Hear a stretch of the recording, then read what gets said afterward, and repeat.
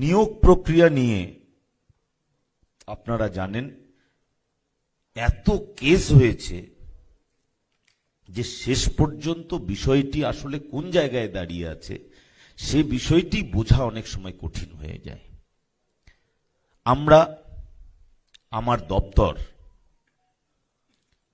সব দিক বিবেচনা করে এসএসসির আইন,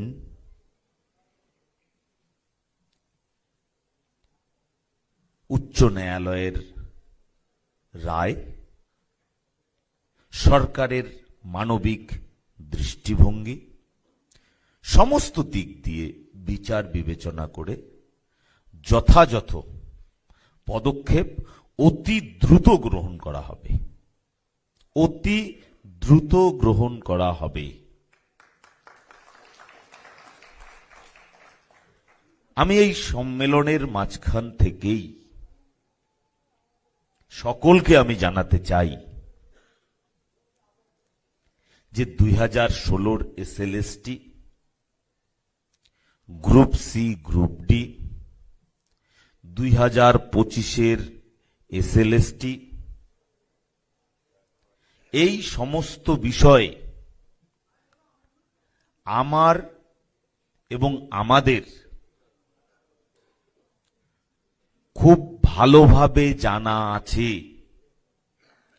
আপনাদের অনুরোধ করছি পুনরায় এই বিষয় নিয়ে আমার সঙ্গে সাক্ষাৎ, আমার ফোনে বড় বড় মেসেজ, আমার মেইলে অজস্র মেইল আর করবেন না, এই অনুরোধটুকু রাখছি। বিষয়গুলো আমাদের পুরো জানা, কারণ এই বিষয়টি আমার সামনে এখন সবচেয়ে বড় একটি দরজা।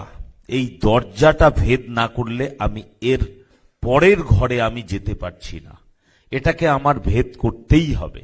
তো সেই কারণে এই দরজা খোলার জন্য আমরা নিরন্তর প্রয়াস করে যাচ্ছি। অনেকেই হয়তো ভাবছেন বিদ্যালয় শিক্ষা দপ্তর নিশ্চুপ হয়ে বসে আছে। আমরা নিশ্চুপ হয়ে বসে নেই।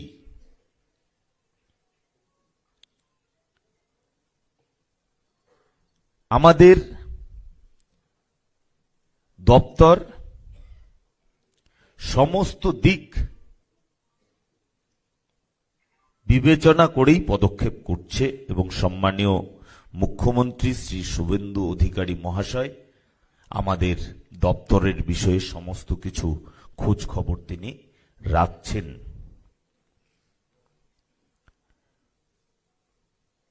আমাদের এই সরকার মানবিক দৃষ্টিভঙ্গি নিয়ে চাকুরির বয়স 5 বছরের জন্য বাড়িয়েছেন বা একটা শিথিলতা দিয়েছেন, এক্সটেনশন দিয়েছে। যারা সেই বয়সের আছেন, যারা এখনো এসএসসি বসতে পারেননি বা হয়তো বা 15-20 বছর আগে একবার বসেছেন তারপরে আর সুযোগ পাননি, তাদের সকলের কাছে আমার আবেদন, আপনারা পুনরায় প্রস্তুতি নিন। এই দরজা ভেদ করার পরেই পরবর্তী দরজার জন্য আমরা পরীক্ষার দরজা সকলের জন্য খুলে দেব এবং আপনাদের আমি নিশ্চিতভাবে বলতে পারি আমাদের এই সরকার জনগণের আশীর্বাদে প্রতিষ্ঠিত হয়েছে। এই সরকার চাকুরি বিক্রি করবে না।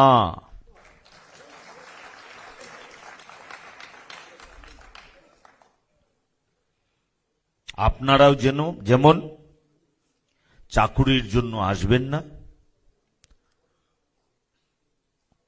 তেমনি আপনারাও সকলকে বলবেন চাকুরি বিক্রি হবে না, নট এ সিঙ্গেল ওয়ান। এই ব্যাপারটা আমি আপনাদের সামনে নিশ্চিত করে বলছি।